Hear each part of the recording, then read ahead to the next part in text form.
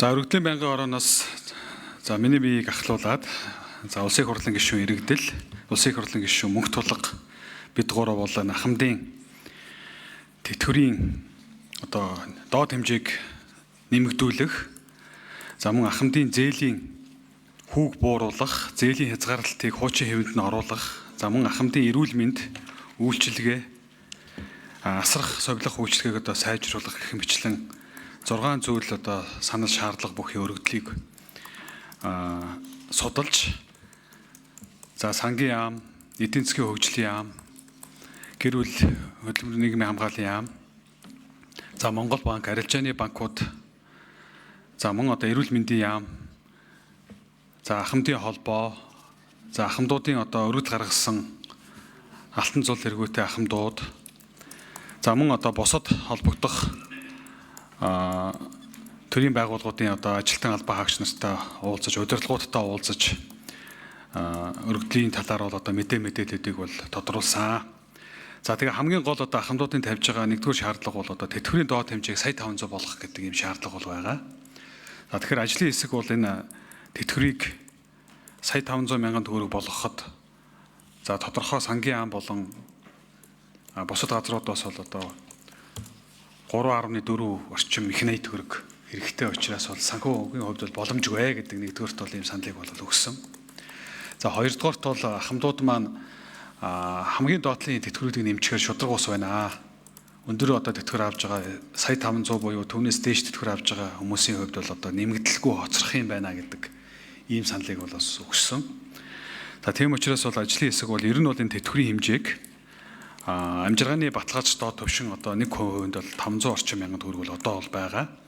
Тэгэхээр энэ тэтгэврийн доод хэмжээг нэмэгдүүлэх асуудал хаанаас үүдэлтэй вэ гэдэг энэ асуудлыг бол судалж үзээд ер нь бол ахмадууд бол амжиргааны баталгаач доод төвшин буюу түүнтэй ойролцоо тэтгэврөөр ихэвчлэн авдаг. Тийм учраас энэ тэтгэврийнхаа доод хэмжээ буюу нийт ахмадуудын 92% нь сая 500 мянган төгрөгнөөс доош тэтгэвэр авч байгаа.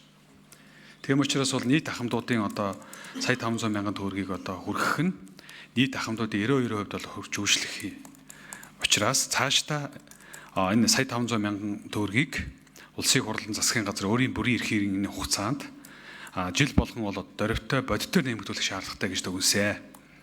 Өнөөдрийн байдлыг хүртэл бол сүүлийн 10 жилээр авч үзэх юм бол тэтгэврийг 2016 онд нэмэгдээгүй, 17 онд нэмэгдээгүй, 18 онд 27 мянгаар, 19 онд 24 мянгаар, 20 онд 25-аас 40 мянган төгрөгөөр, 22 онд 15-аас 43 хувиар, 23 онд 10-аас 22 хувиар, 24 онд 100 мянган төгрөгөөр бүгд жигд. 25 онд 6 хувиар. 26 онд бол одоогийн байгаа төслөөр бол 6 хувиар гэдэг байдлаар оруулж ирсэн.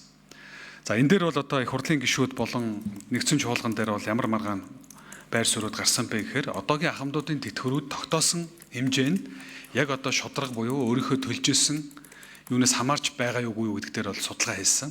Ингээд үзэхээр бол 170 орчим мянган хүн тэтгэвэр авж байгаа ахмадууд тэтгэврийн хэмжээг тогтоохдоо авж ирсэн цалингийнх нь дээд итгэл зүрэр гэдэг буюу түүнийг хязгаарч тогтоосноос болоод 170 орчим мянган хүн бол яг бодит авах тэтгэврээсээ бол доогуур авж байгаа гэсэн судалгаа гаргасан. Тэгэхээр үндсэндээ нийт ахмадуудын 3.1 орчим нь бол тэтгэврээ бол шударгаар тогтоолгож чадаагүй, багаар тогтоолгосон гэж. Тэгэхээр энийг бол цааш нь бол нэмэгдүүлэх, зөрүүг нь арилгах асуудлыг бол энэ ахмадын холбооч өмнө тавьж ирсэн. Одоо ч гэсэн ахмадууд бол тавьж байгаа, ахмадууд бол тавьж байгаа.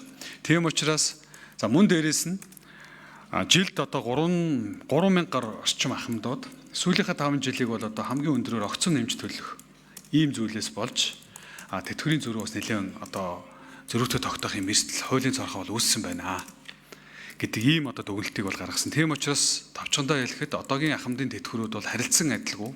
Бүгд яг авч ирсэн итгэл зүйр томьёолоороо бол авч ирсэн цалингаараа ижилхэн тогтоолгож чадаагүй юм байна. Тийм учраас бүгдийн жигд нэмнэ, жигд хувиар нэмнэ гэдэг нь бол өөрөө өрөөсгөл юм байна. Тэгэхээр ер нь бол ойрын хугацаанд ахмадын тэтгэврийн зөрүүг энэ ялгаатай байдлаар цаг үеэсээ байдлаар ялгаатай тогтоосон зөрүүнүүдийг нь арилгах шаардлагатай юм байна.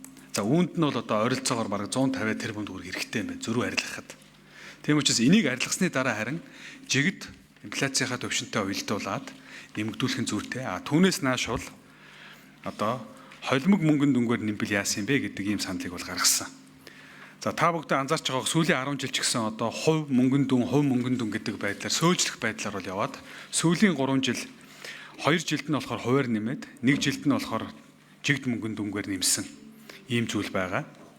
Тийм учраас инфляцийн төвшөнд бол гэр бүл хөдөлмөр нийгмийн хамгааллын яамнаас 10.3% нэмэгдүүлэе гэдэг саналыг өгсөн байна. Энэ юу вэ гэхээр энэ жилийн инфляцийн одоо хүлээгж байгаа мөнгөний бодлого буюу одоо төсвийн хүрээний мэдэгдэлд 9.5% гэж өгсөн. Одоогийн байдлаар бол 8.8. За Улаанбаатарт бол одоо 10 гаруй хувьтай байгаа.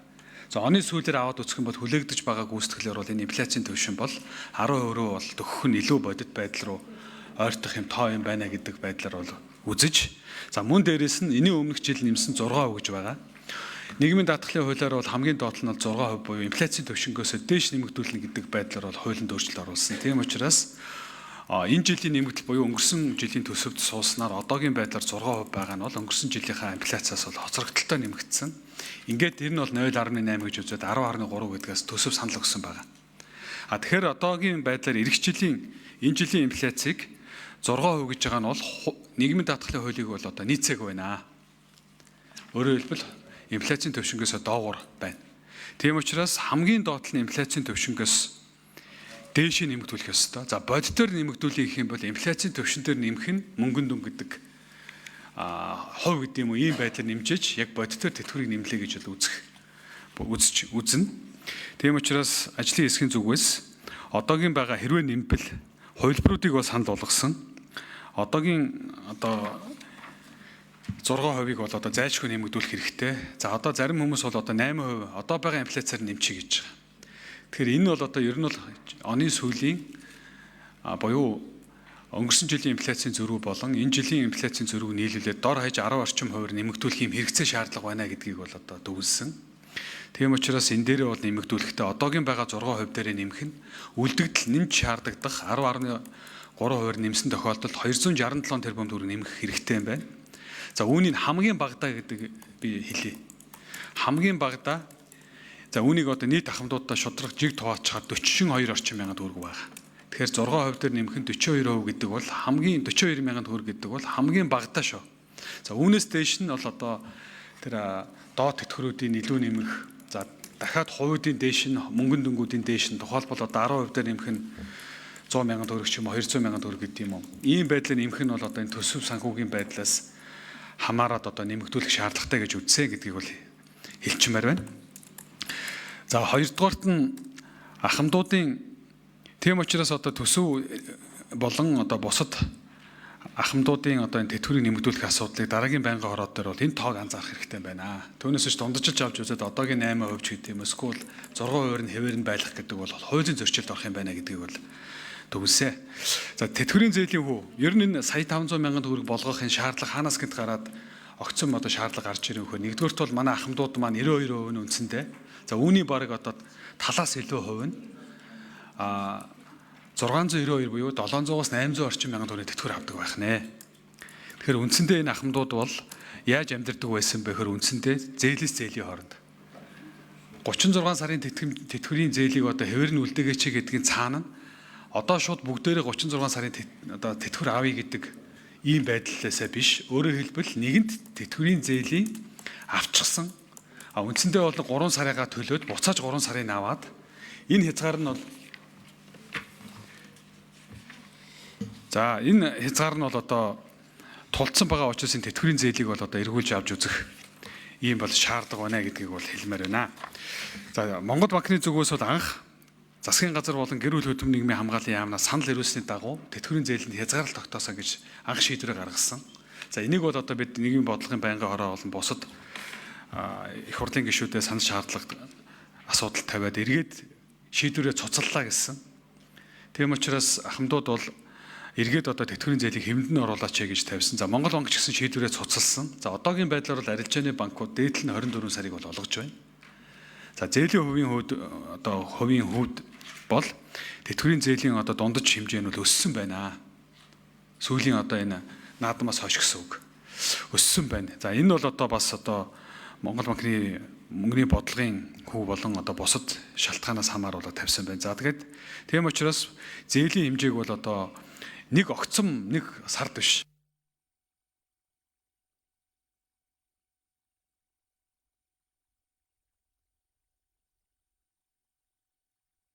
За Эрдэнэт гишүүд нийгмэлт 1 минут өгье. За айжмаар энэ тэтгэврийн зээлийг бол одоо тэр 36 сарын одоо хязгаарлах юм. Энийг айжмаар хийхгүй бол огцом тавьсан тохиолдолд ахмадууд бол одоо шууд санхүүгийн одоо хүндрэл авчиж яана гэдгийг бол дүгнсэн. Тийм учраас Монгол онц засгийн газар бол саналаа татцсан учраас энэ шийдвэрийг эргэж авч үзээч гэдэг ийм зүйлийг тавьж байгаа. За дараагийн асуудал нь Монгол банкн дээрээс аржааны банкудтай уулзахад тэтгэврийн зээлийг бол одоо бууруулахад хэд хэдэн хүчин зүйл байна. Нэгдүгээр тал тэтгэврийн зээлийн эргэн төлөлт 97.8 буюу хамгийн сайн зээлүүдийн ангилд ордог. Гэтэл эрсдлийн 150% болгоо тавьчихсан. Тооцсон. Хамгийн өндөр эрсдэлтэй зээл гэдэг байдал ангилд нь оруулсан. Тийм учраас Монгол банкын зээлийн эрсдлийг одоо ангилд энэ хувиа эргэж хараач гэдэг. Хэрвээ ингэх юм бол энэ эрсдлийг бууруулах юм бол эрсдлийн сан буураад тэтгэврийн зээлийг бууруулахад тодорхой нөлөөлөл бий болно гэдэг дүгнэлтийг гаргасан. Хоёрдугаар заавал байх нөөцийн хэмжээг тодорхой уян хатан нөхцөлтэй тэтгэврийн зээлд олгож байгаа их усруудыг гаргахад заавал байх нөөцийн хэмжээг нэмэгдүүлэл бас зээлийн хязгаар. За ажлын хэсгээ авахч Эрдэнэтт баярлалаа. Одоо гишүүдээс угаасаа асуулт хариулт авах тэр үед бас дэлгэрэнгүй энэ санал дүгнэлттэй явах. Та бүхэнд гишүүдэд бас энэ санал дүгнэлтийг өмнөх 7 хоногт тараасан байгаа болохоор унш саналцсан байхаа гэж бодож байна. За